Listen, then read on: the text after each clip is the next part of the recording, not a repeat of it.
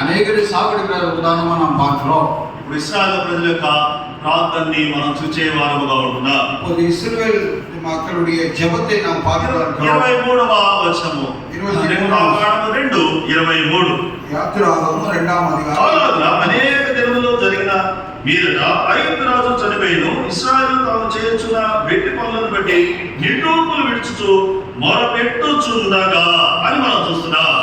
చెందకుందు ఎగిప్తిన్ రాజా మరిத்தார். இஸ்ரவேல் புத்திரர் அடிமைத்தனத்தினால் அவித்த முறையிட்டுக் கொண்டிருந்தார்கள். அவர்கள் அடிமைத்தனத்திலிருந்து முறையிடும் சத்து தேவசனத்தில் இருக்கிறது. దేవుని యొక్క ప్రజలైనటువంటి ఇశ్రాయేలు మొరపెట్టిన వారుగా ఉన్నారు, ప్రార్థించిన వారుగా ఉన్నారు, గోజాడిన వారుగా ఉన్నారు, కన్నీటితో దానంత వేడుకున్న వారుగా ఉంటున్నారు. இஸ்ரவேல் ஜனங்கள் கண்ணீரோடு ஜெபித்து ஆண்டவர் சமூகத்திலே முறையிட்டதை பார்க்கிறோம்.